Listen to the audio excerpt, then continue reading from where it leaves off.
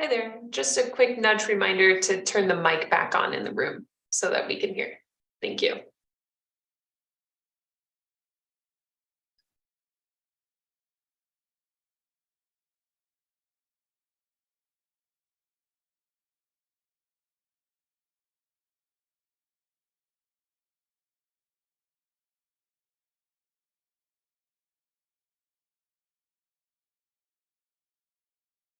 Hi there, we can't hear anything on Zoom. The argument made that Here we go, thank you.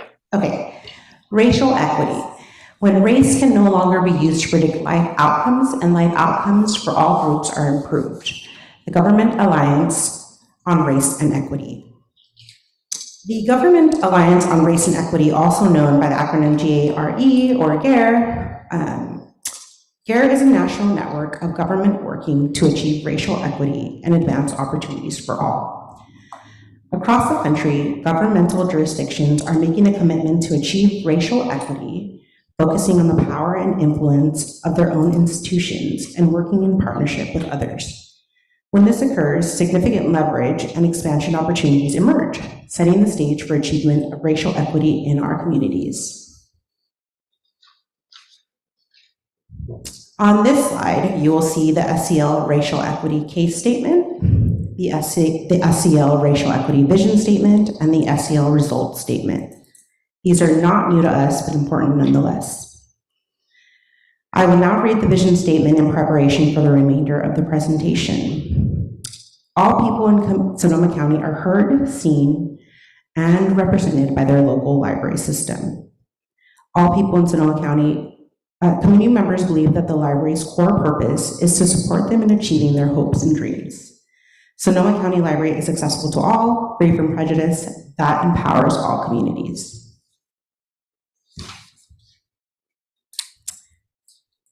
The racial equity team is not the only team thinking about equity. Each team in our organization uses the racial equity lens to inform the decisions they make and the priorities they set in order to provide improved services to our communities.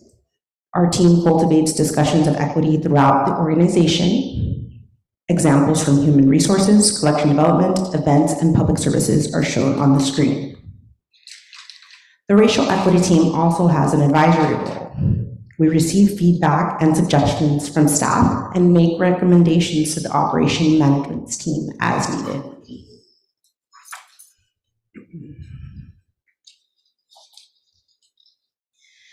The following quote was received via social media regarding the Black Lives Matter banners that hang in our libraries. I am proud to live in a county that won't be complacent with racism. Thank you for speaking.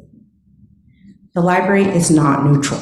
Rather, we value creating an inclusive and welcoming space for all. The racial equity team provides advice and support to library departments on how to express our values and commitments around racial equity and inclusion to the public. I will now be handing the baton over to Suzanne Silva. Thank you.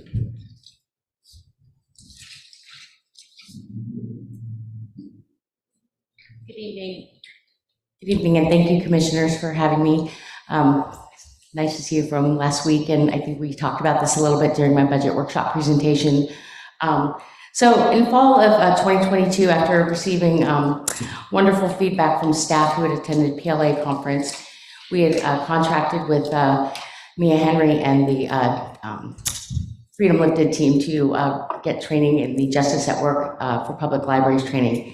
She had originally done this in person, but because of the pandemic, had switched to a hybrid model of online learning and then combining that with Zoom moderation of sessions. So the first, it was divided into 3 sessions, and the first one was connecting identity and power, where all of the participants had completed a flower power exercise, which allowed individuals to examine their elements of and dimensions of themselves, and how that connected them with power. So, based on your education or economic status or gender, multiple dimensions of yourself.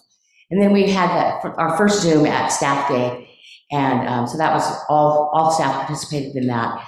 And that was really the only required Zoom where people were required to attend. But all the staff took the course, excuse me. And then there were separate modules and then other subsequent Zooms. So this was a really great opportunity to get a full flavor of social justice at work training. And the course took about 2 months. And then there's a highlighted link here, which you could get through your online packets about additional bonus content. So that's part of the training that we had taken. And I think it's really good that we made this course really relevant to Sonoma County, and that was the intent of doing so. So on the next slide, after the course was over, and again, I reminded you also too that, while you're not required to take it, we would strongly say that if you can, please take this, because we're also having new hires take it, and it's available to us till the end of August. So following the last session with Mia and her team, we did a survey with the staff, and that we were given some feedback and recommendations. And by the way, of all the surveys, the average score was a 4.5 on a 5-point scale. That it was, a good training. So, but there were some recommendations, and those recommendations were to continue having employee training that would support our equity initiatives, to continue to have open dialogue and communication with staff, create regular opportunities to discuss social justice frameworks, introduce educational materials on a range of identities, continue to gather employee feedback, obtain an EDI coach, and then consider reorganization of teams and collaborate with other teams together throughout the organization. So, so as we do that, we thought we would show another flag and some feedback on this. And so you can read the comment, but I think what's important about this comment is that we received this comment and then a message from a mother who lives in Guerneville and identifies as Indigenous, Homo, and recently moved back into the area after being away for a number of years. She commented that for her daughter, the library is one of her most favorite places, and that is really exciting for us to hear. The racial equity team looks forward to working with our other teams, and especially the queer advocacy team and other internal SCL teams in the coming year. So with that, I'm going to hand it to Alita. Good evening, commissioners.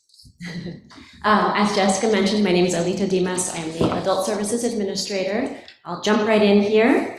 In line with recommendations of the Reimagining Plan, in March, Sonoma County Library posted a request for proposals for an equity, diversity, and inclusion consultant to help Sonoma County Library assess current practices and progress towards our equity goals. Help us develop a framework for long-term diversity, equity, and inclusion work with timelines and deliverables, provide training to library staff and leadership, and set us on a path to continued success in meeting the needs of our community. We received an enthusiastic response with close to 20 applicants. Woohoo!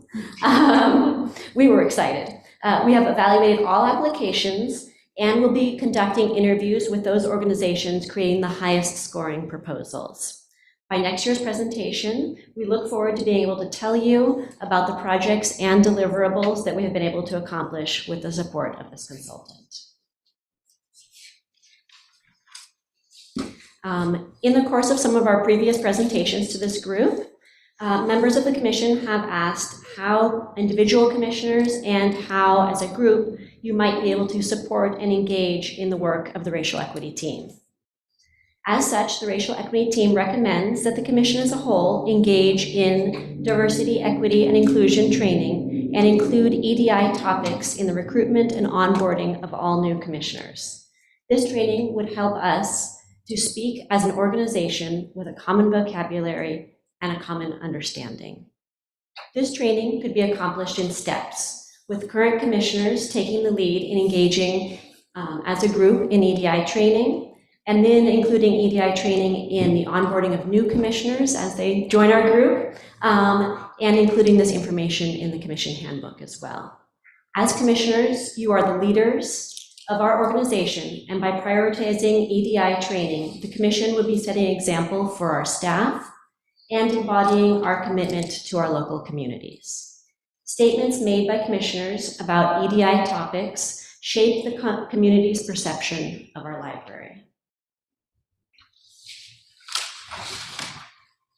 To this end, we've included links to the information about libraries throughout the country that have prioritized EDI training for their commissions, boards, or trustees. The Racial Equity Team wants to support the commission in your EDI journey. We have also included several background resources about EDI in libraries at a national level, including ALA, PLA, and, as Jessica mentioned, GARE's report on advancing racial equity in libraries. Which is one of the sort of foundational documents that our team uses to guide our work. Learning and absorbing information about EDI is a lifelong process for all of us, and we look forward to being part of your journey. In closing, I would like to share with you a quote from one of our community members. "I love the library's fostering of community and the safe space it provides for folks of all socioeconomic and racial backgrounds, in line with the true Sonoma County spirit. Thank you, Sonoma County Library."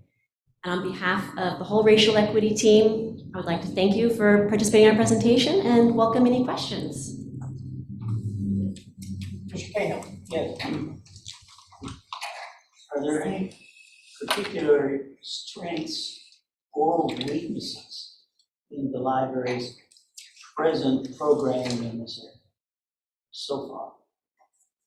I think I can speak to that a little bit and maybe turn it over to Erica as well. I think some of our strengths lie in the now several years that this team has been working together, creating sort of a foundation for our work. And I would say the groundswell of knowledge and enthusiasm for these topics that we see in our staff. We have staff that is always eager to learn about new topics, and we have seen them really embrace this work and take it on not just as, oh, that's the job of the Racial Equity Team over there, but as something that everyone in the organization is responsible for. I would say in terms of areas where we have room for growth, I think that's part of why we will be bringing on this consultant, is to help us have an outside set of eyes to look at where our weaknesses are, because sometimes it takes an outside set of eyes and somebody who's honestly an expert in these topics. But I don't know if Director Thibault has any additional comments. Yeah, I would add that, we've done a really good job recruiting bilingual employees, bilingual staff. But when it comes to recruiting employees of other races and ethnicities, we're falling a little short. So that's one of the things that the consultant is going to help us. They're going to do an assessment of all of our policies, practices, procedures.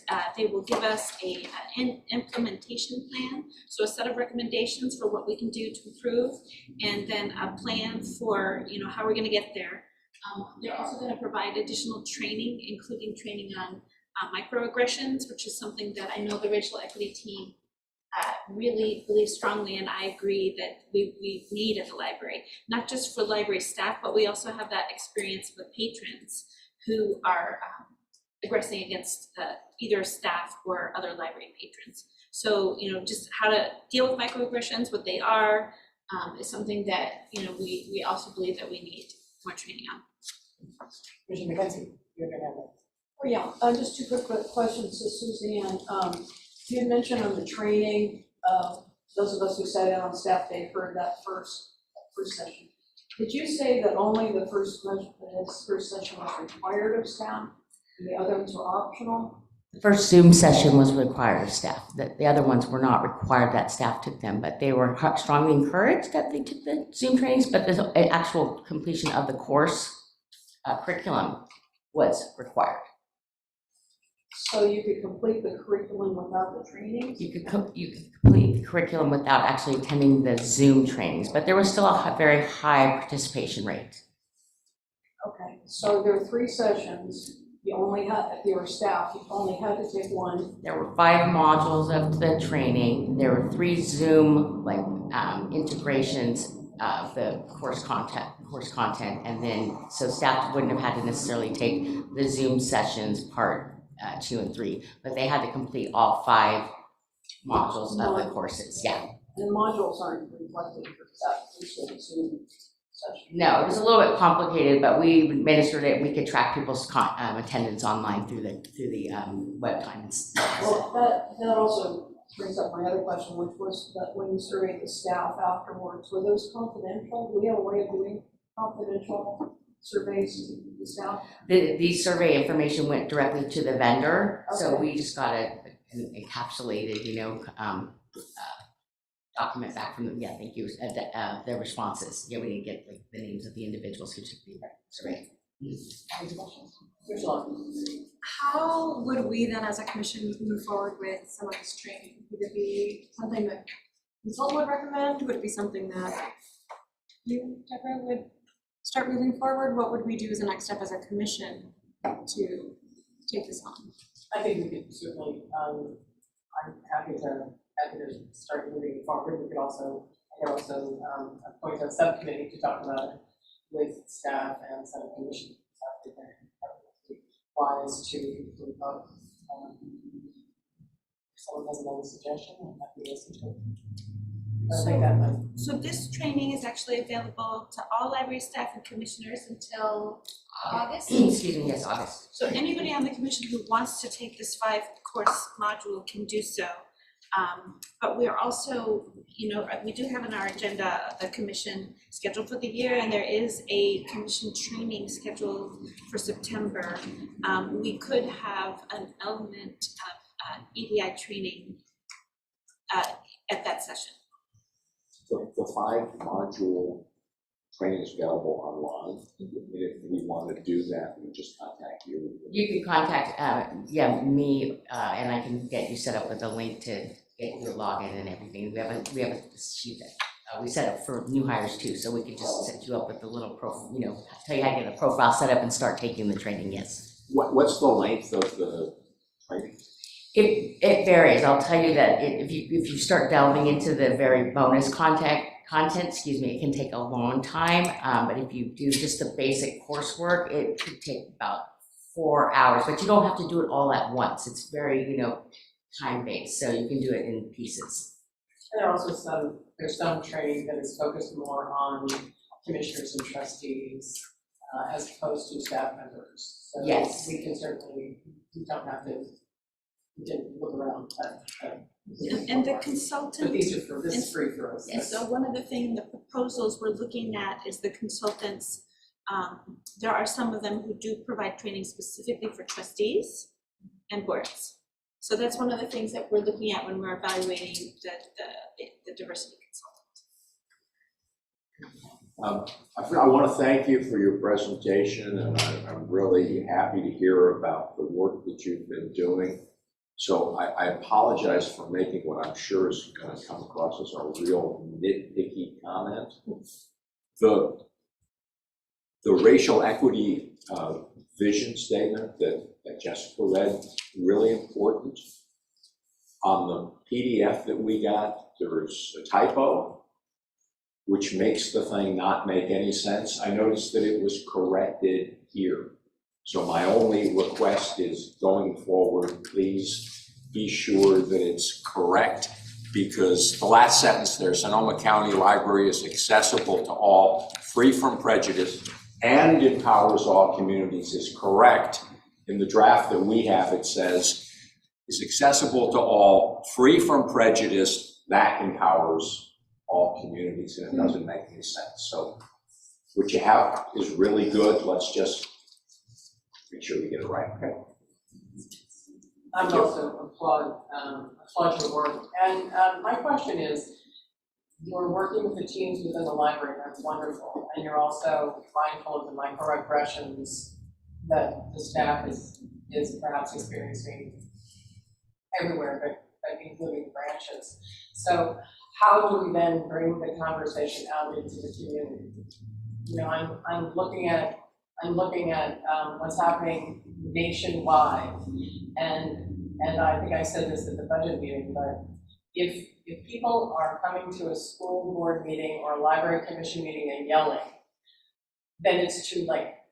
We need to have those conversations so that people are not surprised that the library is having these conversations, so that it really is a broader conversation. And I think and because you all have been so deeply involved and working with other EDI groups, perhaps you could make some recommendations, not tonight, but I think that we need to, if we're gonna do this, we have to think big. I'm never with this comment about outreach. Don't get trapped in your own silo. There's a real risk with all you like talking with people who completely agree with you on everything. And that's not what's out there, as you've seen from some of the stuff that's been passed around. Commissioner McKenzie. Yes, what you just said, Deborah, reminded me on this coming Saturday, here at Winter Park Library, and it was at another library, it was a Petaluma, a group called Better Agents, Braver I Agents. signed up, I'm coming down today. Well, I'm gonna come, do I have to sign up? Anyway, I'm gonna come down, but it's a way, I don't know who's sponsoring it or how it's happened, but there's a really good article in the Press Democrat about it, and about stereotyping people and all this other stuff in terms of the community conversation. Did we get that article in the paper? I don't know how that happened, but anyway, I guess it was at the Petaluma Library, or Park Library this coming Saturday. So, And to speak on that a little bit, I'm sorry to interrupt.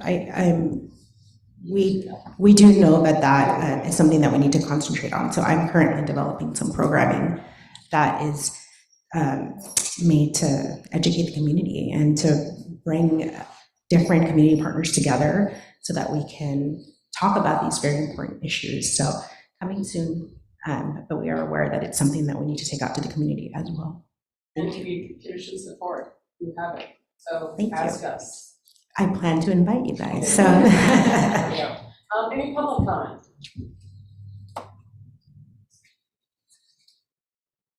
Hearing none? Thank you so much.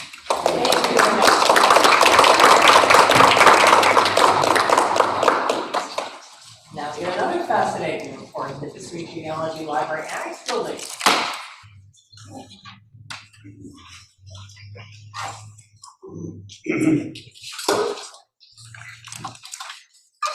It's good to see you in person. It's wonderful to be here in person. It really is delightful to be here in person with you. I think the last time I saw you all was last year when we were talking about the facilities master plan that will support your reimagining plan and all of that. At that time, you challenged us, why isn't the annex in here? It was one of the two other buildings that Sonoma County Library has that was going to be a separate study. And so I'm here to And talk. you introduce yourself. I'm sorry, I was quick off the Yes, mark. thank you. I'm Jill Ayers. I'm an associate principal with Group for Architecture, Research, and Planning. We have worked with the library for many, many years, and it's always an honor to be able to help you out in these ways. So I'm going to share with you tonight some of the things we have found through the study of the annex over the last few months. For your review, comment, question, our goal is to have a final memorandum ready to publish next month for your commission. So that's where we are in our schedule. We started looking at the annex back in December of 2022. We looked at the documentation that you gave us. We walked through it. We've talked with staff a couple of times. We also had Bureau Veritas come and do a facility condition assessment, technical assessment of the building, as well as an ADA accessibility assessment of the building, as we did for all of the branches last year in the master plan. We looked at some of the options for the annex and H&G and put those together, and those are some of the things I'm going to share with you tonight. So History and Genealogy Library, I'm going to start there. Director Thibault used a term that I can't get out of my mind when she was talking about H&G, and she called them a creativity engine. And I think it's a really good way to describe this member of your Sonoma County Library team. They are not just responsible for a non-circulating collection of over 15,000 items, and that's growing every single day. But they're also proactively looking for gaps in the local historical record. It's looking at filling the omission of LGBTQIA+ communities in Sonoma County, as well as looking at more recent experiences of the community, such as through the fires and the pandemic. And every day, every tomorrow is a new yesterday, is a new history, so it's just going to keep building as we go forward. H&G has been in the annex since the 90s, but it was 2018 when it took over the whole building when Literacy Services moved out. The building is right next to the central Santa Rosa Library, but it doesn't really have any day-to-day physical or operational connection in any way.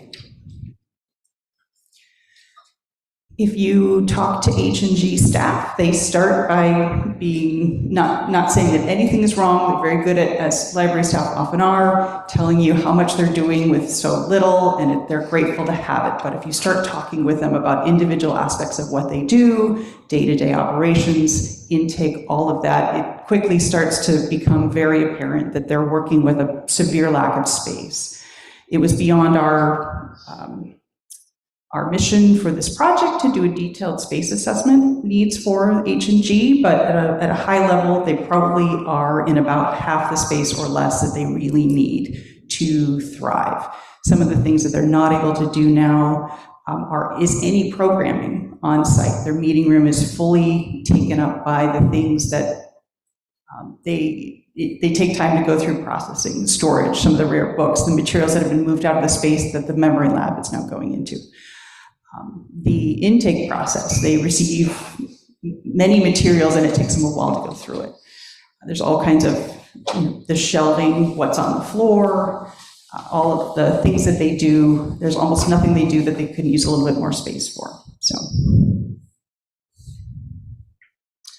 looking at the building itself, it is not probably a good idea to try to expand the annex for H&G purposes on the site. It is a compact site, it's landlocked, the drive aisle is there, any expansion could interfere with the access to the back of the central library building, and going up would be very expensive. So the one finding of this study is that H&G probably needs more space. There's an opportunity to look at whether the back of house processing storage functions could perhaps move someplace else, and that's one of the things we looked at in the study. But the annex is a good place for the public-facing services there. The building itself is very sturdy. It's in good shape. Bureau Veritas said it's in good condition. It's very well maintained. Extremely low backlog of deferred maintenance. It did describe its mechanical system as antiquated. It did use that word and said the electrical system is likely original and it's beyond time to take care of that. So it is going to be due for life cycle maintenance over the next 5 to 10 years. That becomes a good opportunity to look at the opportunity to renovate the building for other service and operations needs as well. That would need to be coordinated with work at the central library. Depending on when that's sequenced, you want to make sure that they're probably not both closed at the same time. There may be some functions that need to move back and forth between the two buildings. So that's something to keep in mind as you think about scheduling the work. And again, probably Annex is not a great candidate for expansion. So with that, that's a real whirlwind tour of the work we've been doing with Director Thibault and Ray and Dave over the last few months, but happy to take any questions that you have. Thank you very much for the presentation, Jill. I have a question. In your notes, you said that this building is owned by the library. We actually own this building? I believe it's the only building you truly actually own. It was deeded to us by the North Bay Cooperative Library System, who was given it by a family named Rosenberg. So the Rosenbergs gave it to the North Bay Cooperative Library System sometime in 1964. And I'm not sure if they used the building, but in 1990, they gave it to the library. They gave it to the Sonoma County Library. That's amazing. I'm not trying to create trouble here, but I'm just, as part of the conditions of gifting it to the library, did they put restrictions on what we can do with it? I don't believe so. We actually do have the deed. It's sitting on my desk. I'm only asking because it looks like we have a great piece of real estate right in downtown Santa Rosa. We could, I mean, you know, we've talked about what could we do with the building. We could sell it. We could demolish it and build something else there. We could renovate it. There's a lot of opportunities. Thank you. Thank you. I know we all ask about it during the facilities master plan, and this is a follow-up, but I was a little confused in going through this, like the urgency map part of this. And I think it's because it came to us separately. It feels a little bit like, oh my gosh, you know, there's this pretty bad situation. It wasn't very many years ago that we did, I believe, put quite a bit of money into doing something in the building. And as you pointed out, when not that long ago, this served actually two departments. The literacy folks were in there, and also H&G was in there. And it has those two entrances. It has the entrance on the major street, that second street, and then also that funny entrance back there off the parking lot and parking is weird stuff. So I think, you know, those of us who've been down there, you know, aware of the kind of weird issues. I wasn't aware of the space issue, so this kind of coming as a surprise to me. And you mentioned, I guess, kind of in passing, that there would be a possibility of having whatever the storage problems are be addressed by having storage someplace else. But the issue of meeting space and inability to do programming is in and of itself something separate. And that could not be addressed, for example, by using the form in Santa Rosa or cleaning it out of whatever's in there and whatever. I'm just trying to get a sense of the urgency of this because, you know, we have a lot of other issues and all the other facilities and stuff, and this is kind of coming in as a separate thing, and it feels like something that we need to address very quickly, and I'm not, you know, I'm just not sure how it fits into our sense of, you know, the order of things. Erica, would you speak to that? My impression was that we did this just because it wasn't done for the facilities master plan. So it's not that it's necessarily urgent.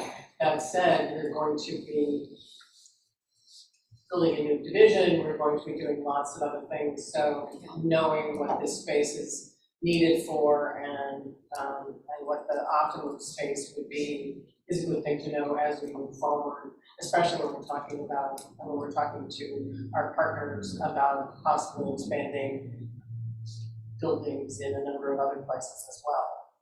We can persuade them that that's necessary for their own spaces. Yeah, it's not an urgent issue. It's simply that we wanted to make sure that all of our locations were included in our master plan. We do have some plans with this building. I think it is in the budget. We put some funds in. We also are applying for grant funds through the state library for this location, and because we own it, we are the ones that are writing the grant. So we are including that. The main issue, I think, is the ADA. Those are the most pressing. And by pressing, it's like we do have a 10-year, you know, after that ADA transition plan comes out, we do have 10 years to address those. Okay. And Dave has already started talking about some things that we could do to mitigate those ADA issues. Other questions? Any public comments of a question? Thank you so much. Thank you very much. Thank you, Joe. All right, moving to library reports.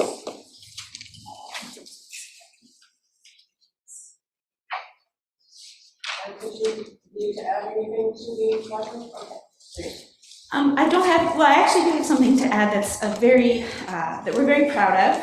And this is, we learned about this recently, that the library, Sonoma County Library, and the queer advocacy team was nominated to be honored in this year's Sonoma County Pride Parade for the work that they have done to serve the LGBTQIA community.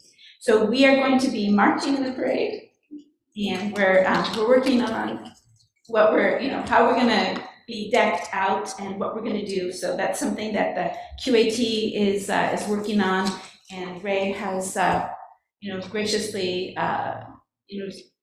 provided some ideas about what we may be wearing, what we may be giving away. So that's something that's really exciting. And I'm sorry, there are several big grades. Which one are we marching in? Santa Rosa? Yes. Santa Rosa.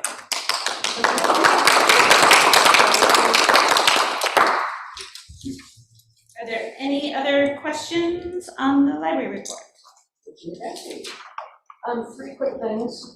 One is, I just noticing under the biblio bus visits, I went to the one down in the Comic-Con, or the one at Lumicon, and this was an astonishing outreach. They said a clicker there, so I'm assuming that everybody who came within the vicinity gets clicked.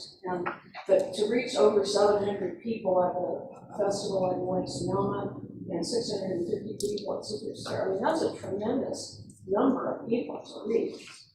May I just, I marched with the biblio bus and pulled around, and friends at the library, we had 600 bookmarks put out. We ran out about 3/4 of the way through the parade, so I think that's a low estimate. I think there will be close to easily 1,000. So I would just want to applaud everyone involved with the biblio bus, because that is just reaching a whole lot of people, and a whole lot of new people. That's just my first comment. Did I see anything? I would just add that usually when what we're clicking, should I go there? I would just add that usually what we're clicking is how many actual interactions we have, so it's not just the people who are around us, it's the actual interactions with staff. That's very impressive. Very good. You need to brag about that. Yes. That's my comment.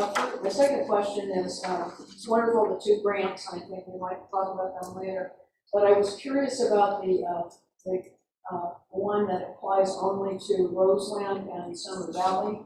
Those are the only children that are going to be able to go on the field trips. Is there a reason the grant was written that that's all came out?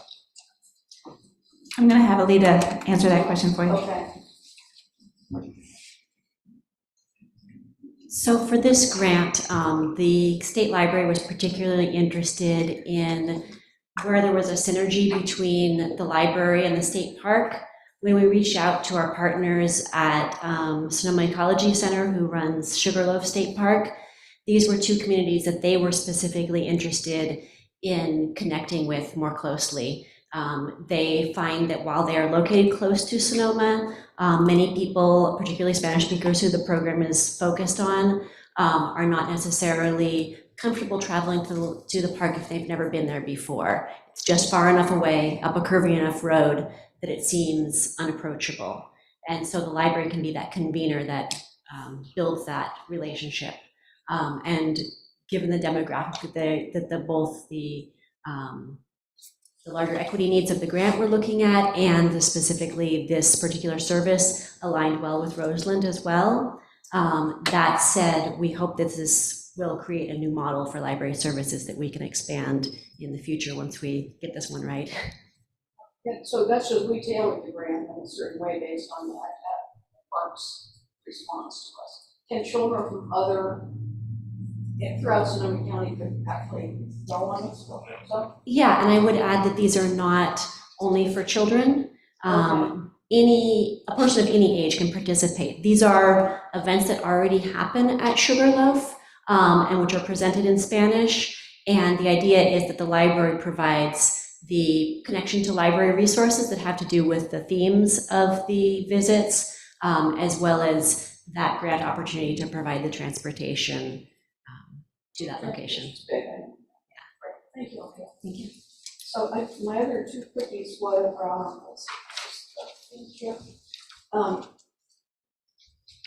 did you want to make any comment about the Sonoma of the Open Plus grant? About the hours and the comparative hours to everyone else? No. You know what I'm talking about? The Windsor branch will be open more hours than other branches. And that was a question that we were asked by a member of the public about how that compares with given the joint powers agreement that everybody has equal hours. Well, I talked to our legal counsel, and our legal counsel believes that our JPA agreement is flexible enough that it can accommodate this grant. even though it does end up being a lot more hours on. It's a pilot program. It's a pilot program. It's a pilot program. Okay. Okay, that one. And then lastly, the number of visits went up, significantly from when it was February last year. And I wondered if you had an idea about the impact of Sunday on that particular. I had something like 18,000 more visits this February compared to last February. Well, we've definitely seen kind of an exponential increase in visits, especially on Sundays. Not this last Sunday, but the Sunday before, I think we had about 1,900 people visit our branches on Sundays. I think that's great. We are certainly seeing a lot more people coming back to the libraries. I don't know if it's just Sunday hours or if it's a combination of the COVID, the statewide COVID protocols changing and declaring the emergency over. People just want to, be out. But I mean, the Sunday hours definitely, we're seeing an increase in visits. But I think overall, we are definitely seeing an increase in visits. So. And farmers markets too. I think they're really having to, because then the library hours are right after the farmers markets. So lots of people just right there in the neighborhood. At least it's certainly true in Windsor. That's good. Any other questions? Any public comments? And on to the joint council of librarians college lobbying report. Any additional comments?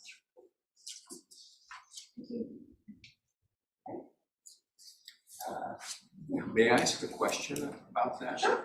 I'm not sure who would be, Erica, would you be the one? I thought this was really interesting, particularly in light of the fact that we were also getting a presentation from the racial equity team. I was wondering if you could explain a little bit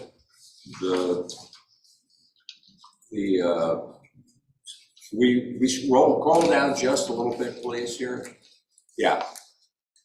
Toward the bottom where it says, to date, a lot of EDI work done at libraries has been largely performative.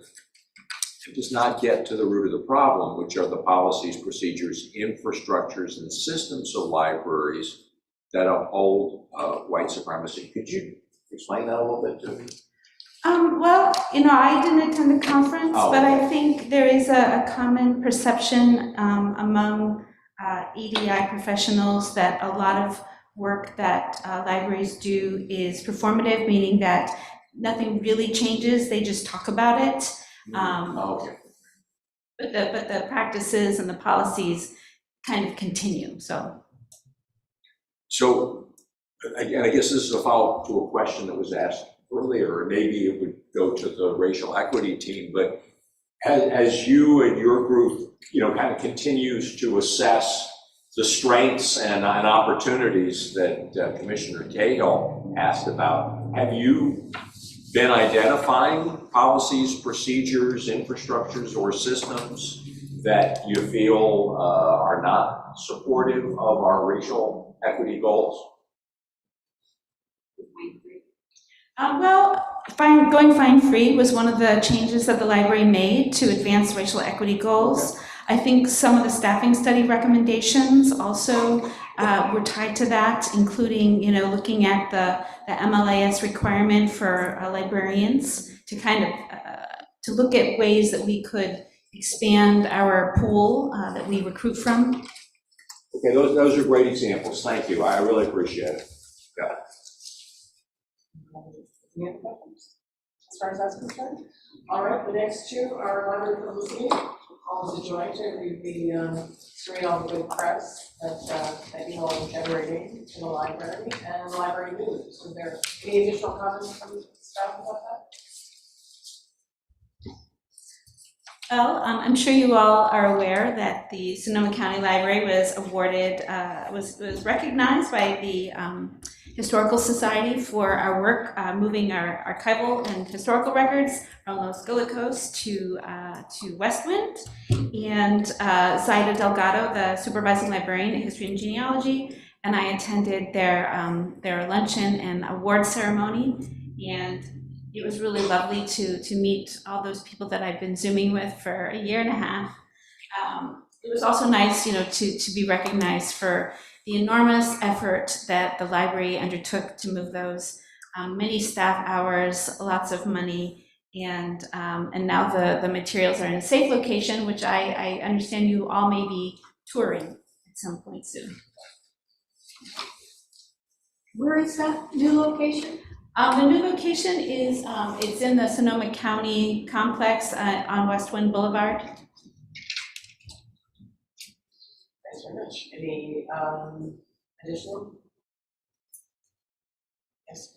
Could I just mention, Catherine Reinhardt was the former director of, or not, probably manager of the History and Genealogy Society Library, and when she left, she created an advocacy group that really put the pressure on the library and elected officials and everybody. I mean, I think they did a lot also to help move this topic along.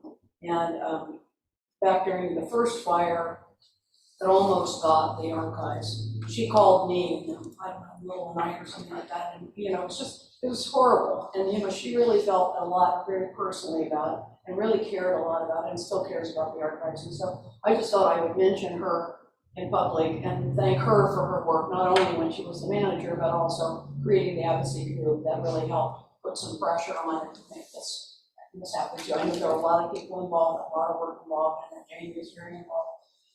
And thanks to everybody, but I thought I'd like to mention her. Thank you. Any public comments? Okay. Yes.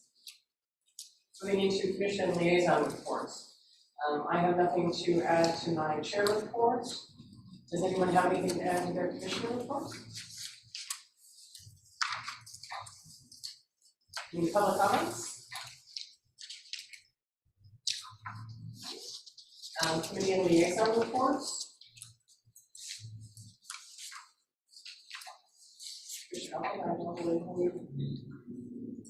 Would you like to say anything about this? I don't know that I want to add anything other, well, I will say one thing.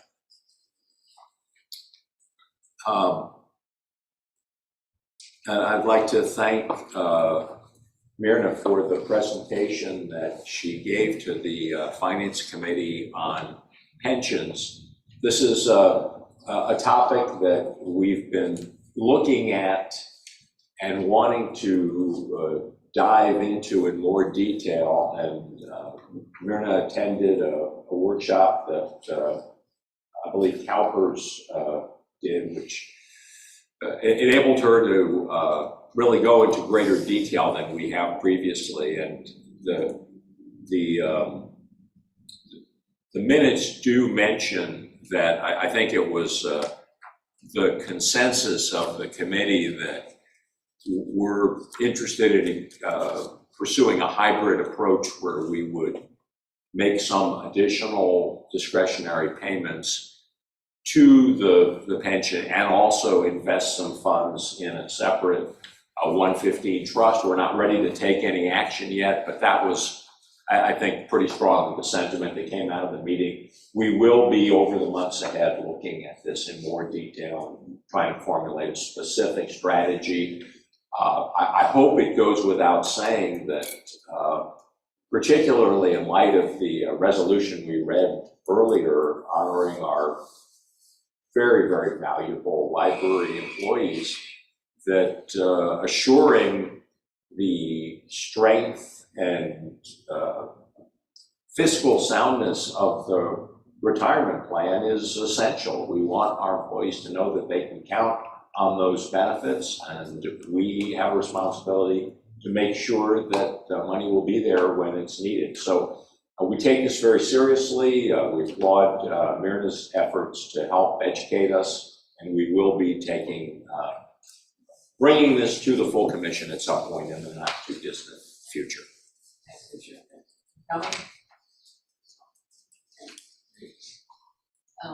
Commissioner Hauser is not here. His foundation liaison report always stands by itself. Director Doyle, is there anything you would like to add in terms of the foundation liaison report? Or? And now we get to 7.2.3, the appointment of Linda Clapp to the Measure-wide Oversight Committee. We don't have to vote on it, but we'd love to hear her background. Well, I've known Linda as a volunteer in many different areas in Overdale. And when Reese Foxon retired from the position on the commission, Cloverdale lost its slot on the Measure-wide Oversight Committee, and that frustrated her because she felt that we needed representation. So I was very happy that she agreed to come back on the Oversight Committee. She is now the treasurer of Friends of the Library, so I'm in that capacity, and very happy to have her back. Thank you very much.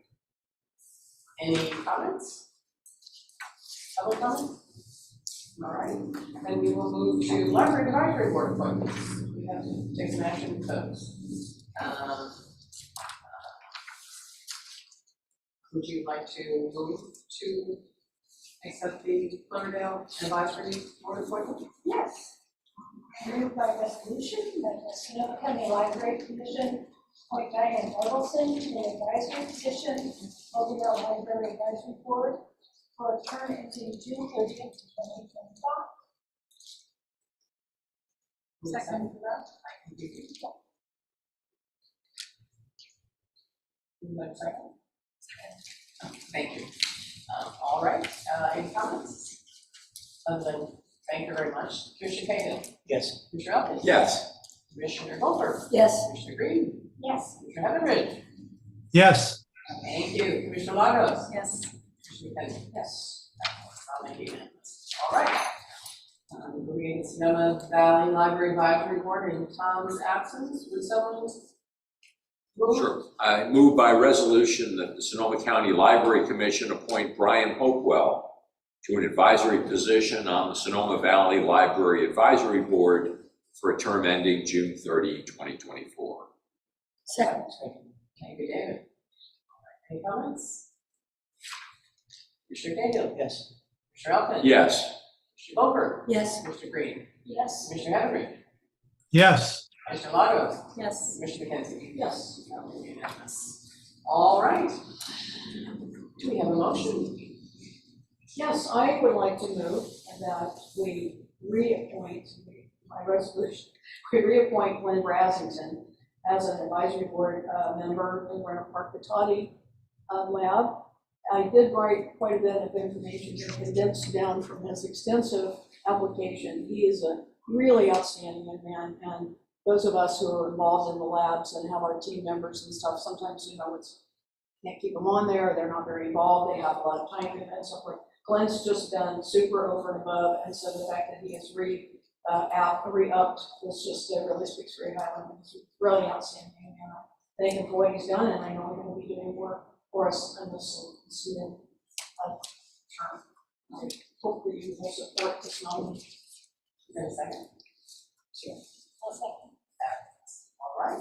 Commissioner Cahill? Yes. Commissioner Elkind? Yes. Commissioner Goldberg? Yes. Commissioner Green? Yes. Commissioner Heatherridge? Yes. Commissioner Lagos? Yes. Commissioner McKenzie? Yes. I'll make it unanimous. Wonderful. All right. I don't see anyone from the labs or the Foundation of the Friends. All right. Moving on to the consent calendar. These matters include routine financial and administrative actions that may be approved by consensus. Any commission member or member of the public may request that an item be removed from the calendar or have it placed with the action items. The commission will approve the minutes of the prior meeting in summary format. Does anyone wish to remove any of these items? All right, we have the motion. Move that we approve all three items. Second. Thank you. Any comments from the public? Comments from the commission? All right. I have a comment. I think I'm really excited about the grants, and I think they're both terrific. But the summer lunch grant that will enable us to actually pay 14 teams to help out with this program This is wonderful. So I don't know who to thank personally, but I know that we have members of our staff.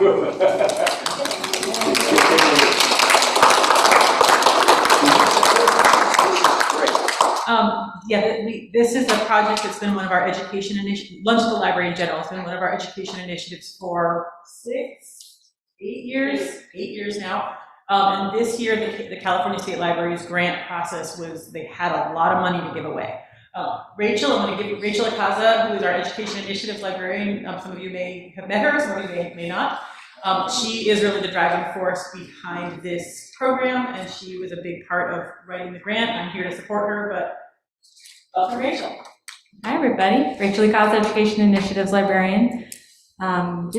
Is there a question about the lunch grant that I can answer? Or? Just wanted to thank you personally for all the hard work in procuring it. Anything you'd like to share with us about it? I think it's wonderful. Yes, you mentioned the 14 teenagers that we'll be hiring. It'll be their first job.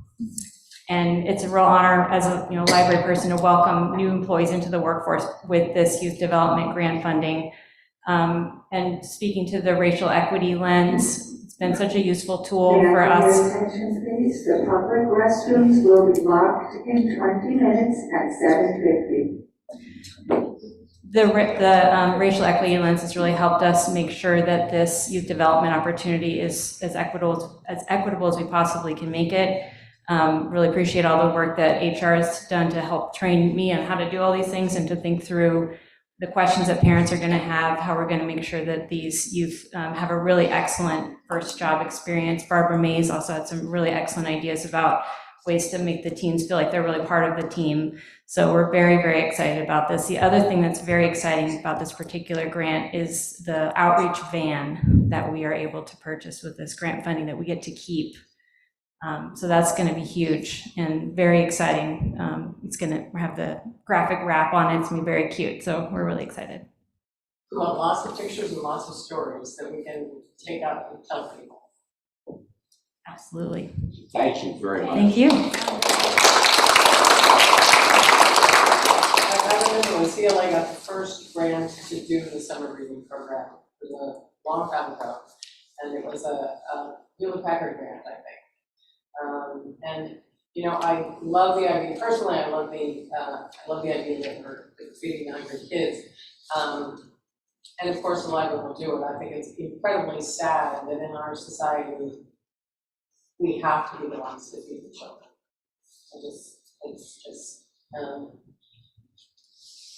And so sometimes when we're doing advocacy, I think we can brag about the feeding kids at the library, but we also need to make sure that our politicians know that we're feeding them because they're. We need to call for this. You need to call for it too. That's okay. We're still calling. Right. Oh, okay. Sorry. Yeah. Oh, yeah, just additional question. To your point about feeding children. So this is not only lunches in the library, but it's also about going off-site to other 30 or so places where kids are getting fed. Could you give us some examples of what that means or is about? Yeah, so Redwood Food Bank, this is one of their major initiatives. And so they get funding for every lunch they serve to children. So we are distributors for them. They deserve a lot of kudos for this program as well. But in terms of the 30 locations around the county that we would be going to provide pop-up library services at other community lunch sites, examples are like Burbank housing communities, Boys and Girls Clubs. There are lots of places in the community that are serving lunches to kids, also through Redwood Food Bank, that we are supporting them in those outreach efforts. And we give them a book? I mean, is that part of it? Yes, we give them books, we give them literacy activities, crafts, and then summer reading signups. So lots of. Second on the consent calendar? Yeah, okay. Then Commissioner Pena? Yes. Commissioner Elkind? Yes. Commissioner Goldberg? Yes. Commissioner Green? Yes. Commissioner Havenridge? Yes. Commissioner Lagos? Yes. Commissioner McKenzie? Yes. And I'll make it unanimous. Wonderful. Okay, now we're moving into action items by motion. 11.1, memo of understanding with the Sonoma County Probation Department to provide library services at juvenile justice centers. Director Deborah, please.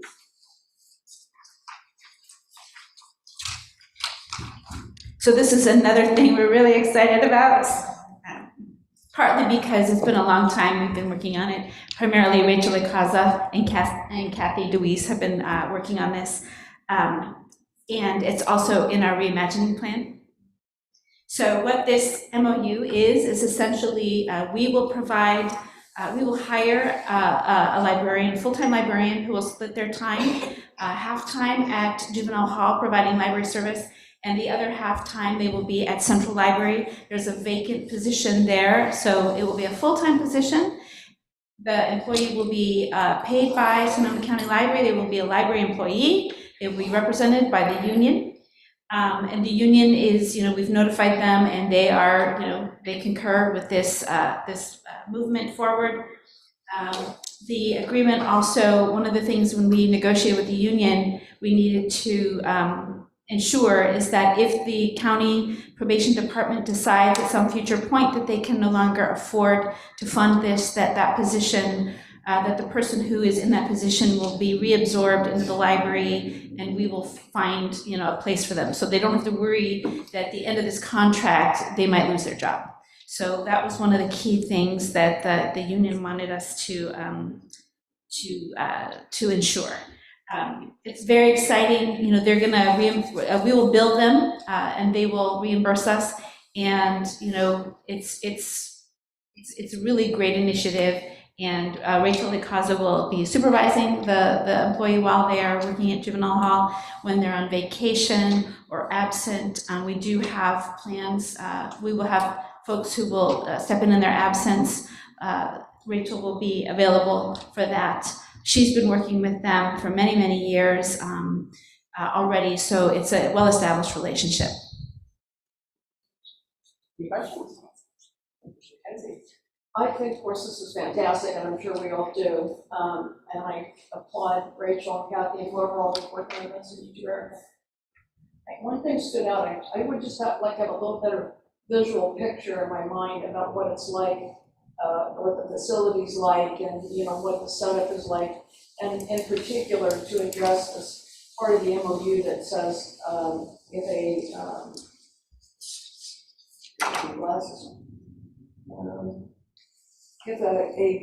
employee, the library employees find themselves alone with a student, and library's employees shall immediately contact the facility office. What's the level of concern? How old are the students, or how many are working with the librarian at the same time? Classroom setup, that kind of. Sure. So I can answer all of that.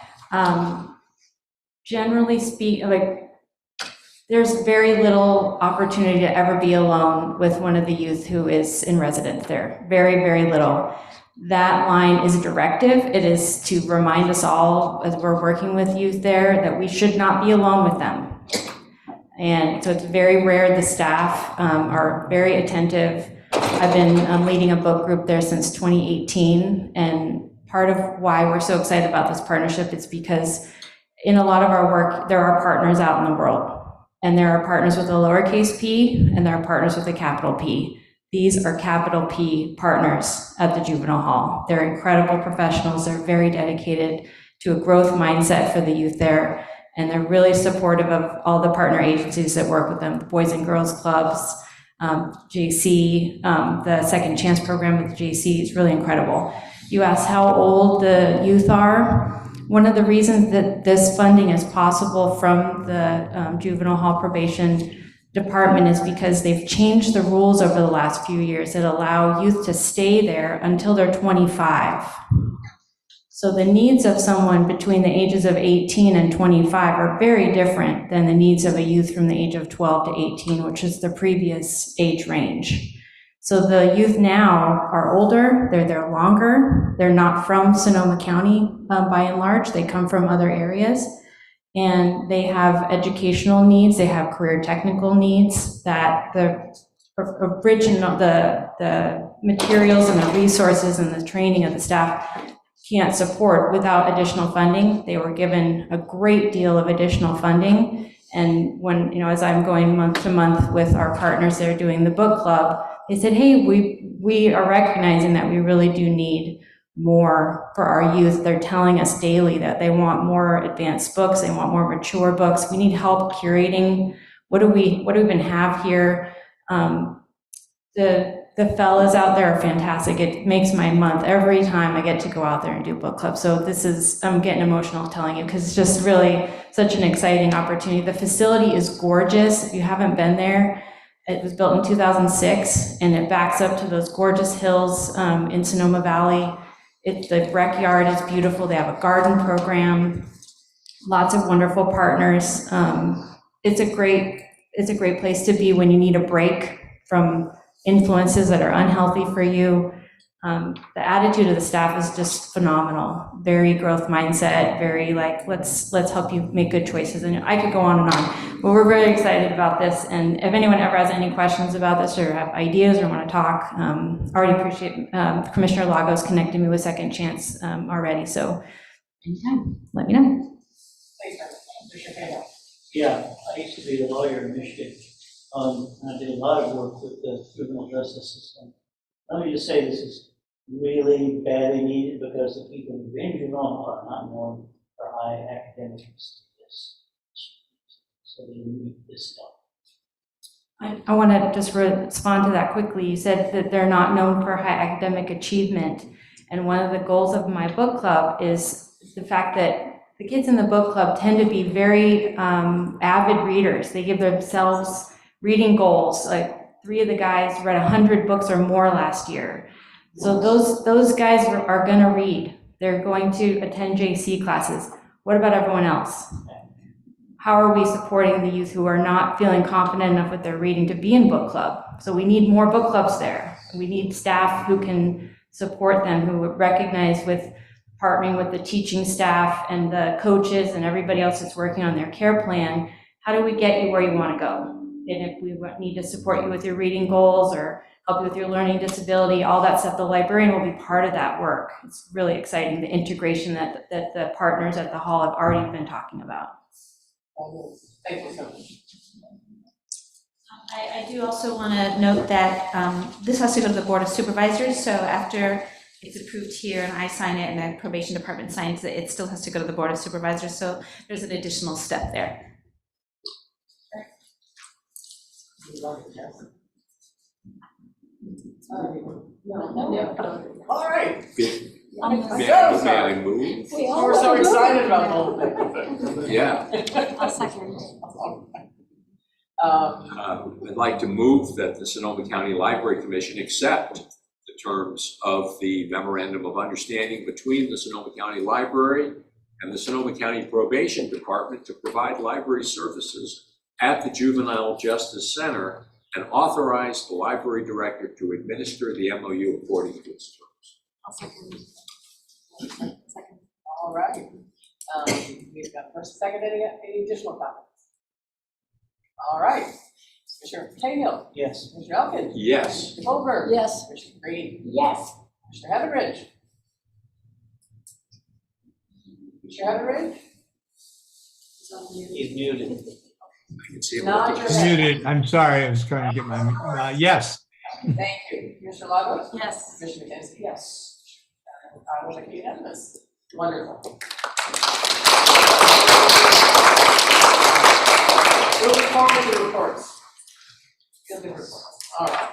11.2, approve library commission meeting schedule for fiscal year 2023 to 2024. Certainly can be additions to this, but this is the basis of it. And you will note that there is a, could you scroll up? We gotta reach that, sorry, just so you know. Okay, do I have a move to approve? Second. All right. Commissioner Cahill. Yes. Commissioner Ingram. Oh, sorry, Commissioner Elkind. Yes. Commissioner Goldberg. Yes. Commissioner Green. Yes. And Commissioner Heatherridge. Yes. Commissioner Lagos. Yes. Commissioner McKenzie. Yes, I will make it unanimous. Chair Doyle, did you ask for public comment on that item? I did not. May I have public comment? Thank you. Okay. We've done our closed session. That can't be it. No. Too easy. Hey, we're still not going to adjourn. All right. Agenda items for future commission meetings.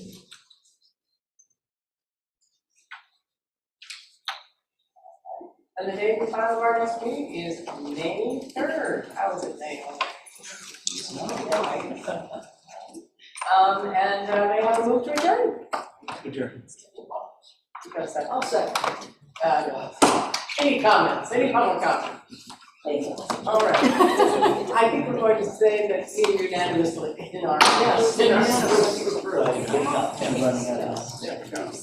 And, you know, Commissioner Hauser said, I wonder if you can make an hour meeting. At least it's less than 2, 1:45 with closed session. Thank you all.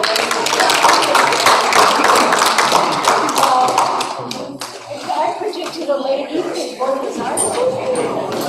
Have a good evening. Don't forget to